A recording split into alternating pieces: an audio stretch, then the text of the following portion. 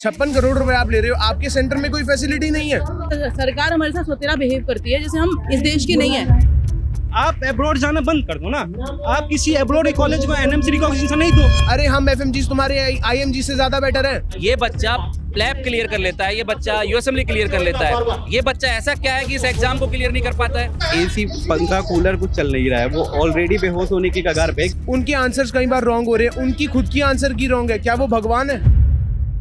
3 अगस्त 2026 दिल्ली जंतर मंतर और हजारों की भीड़।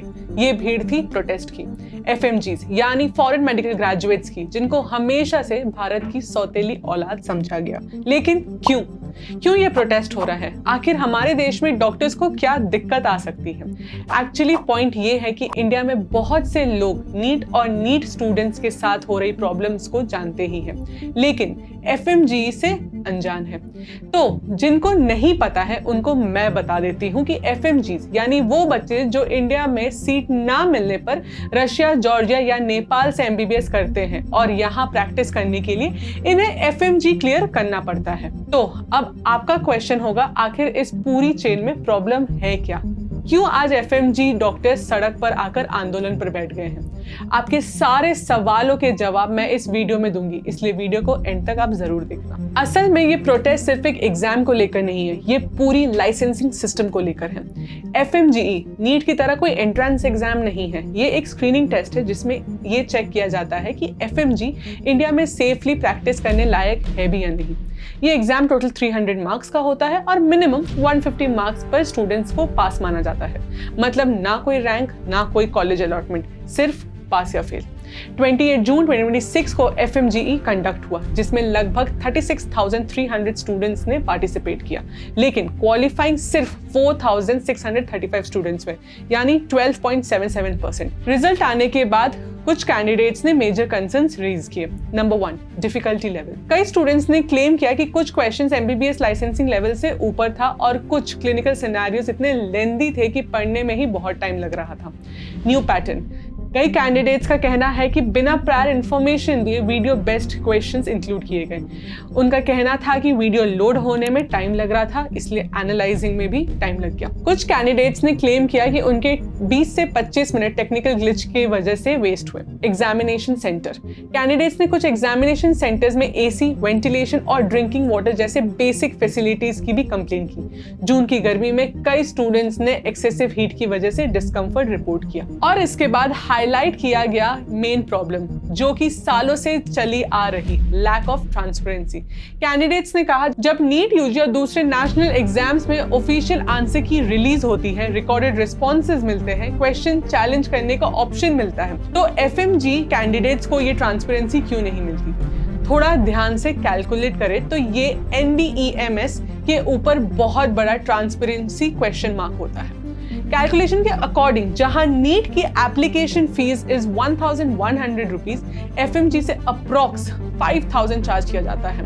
और एप्लीकेशन के वक्त बच्चों से पुराने रोल नंबर तो मांगे जाते हैं, लेकिन डिस्काउंट, कोई फीस रिलीफ किसी के लिए भी अवेलेबल नहीं होते।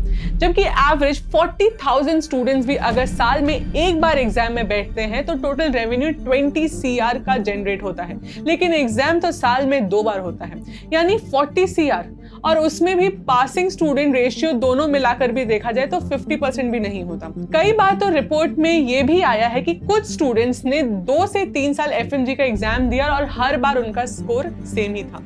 कैसे?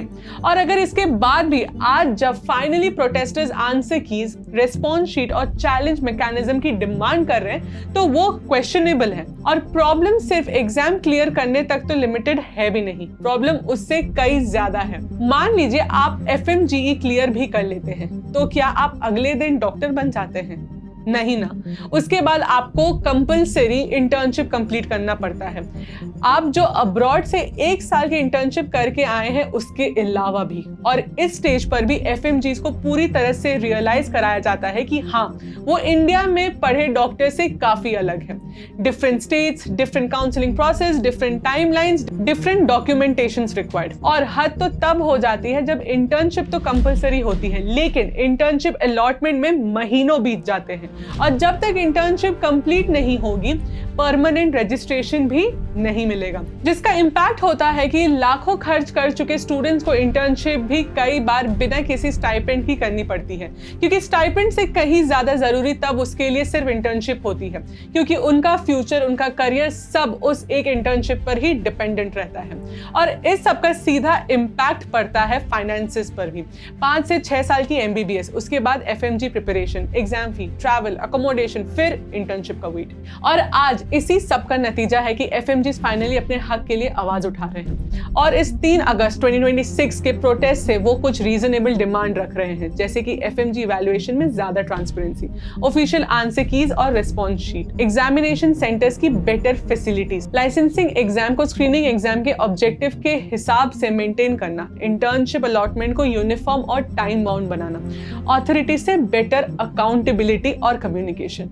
तो ये था स्टूडेंट का POV। अब देखो कि अथॉरिटी ने इस पर क्या एक्शन लिया है।